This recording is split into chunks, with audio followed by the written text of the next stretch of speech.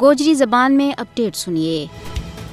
بھارت کے زیر تسلط جموں کشمیر میں جاری آزادی کی مقدس اور ہمانگیر تحریک میں کشمیری عوام کا لا نہیں ہے، بلکہ مملکت خدا داد پاکستان کشمیری عوام کی بھارتی جبر کے خلاف منصفانہ جد و جہد میں ان کے شانے بشانے کھڑا ہے۔ کشمیر کا مظلوم و محکوم عوام کی مدد و حمایت کرنی پاکستان اپنا قومی فریض و سمجھے۔ کشمیریاں کی تکلیف نہ پاکستان اپنی تکلیف تصور کر رہے ہوئے۔ یہی وجہ ہے کہ بانی پاکستان قائد اعظم اور کشمیر نہ پاکستان کی شہرہ قرار دیتا تھا۔ پاکستان کا ہر وزیر اعظم نے دنیا کا ہر پلیٹ فارم پر اس گل کی وکالت کی ہے کہ اقوام متحدہ کی قراردادوں کے مطابق تنازع کشمیر کا منصفانہ حل تو بغیر جنوبی ایشیا میں امن کو قیام ناممکن ہے۔ اس کے علاوہ پاکستان کا موجودہ army chief general Asim Munir اور بھنگار کہتے ہوئے کہ پاکستان اپنا کشمیری پائیاں کی آکے خود ارادیت کی جد و جہد میں انہاں نال مضبوطی کے نال کھڑا ہے۔ یہ آج کی گل نہیں بلکہ پاکستان پچھلی 7 دہائیاں تو کشمیریوں کی آزادی کی تحریک کی سیاسی، سفارتی اور اخلاقی مدد کرتا آ رہا ہے۔ پاکستان کی غیر متزلزل یکجہتی اور مدد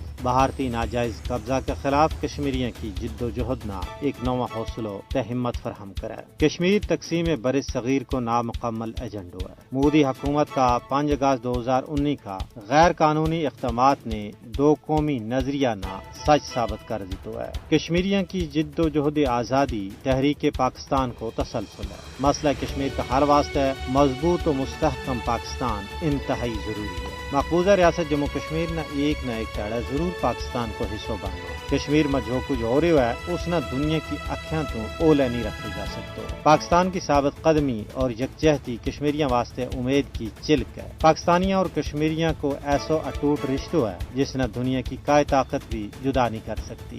عالمی برادری نے فسطائی ہندوستان کے خلاف جنگ میں کشمیریوں کی مدد کرنی چاہیے۔ کشمیر میں جو کچھ ہو رہا ہے اس تو دنیا لا تعلق نہیں رہ سکتی۔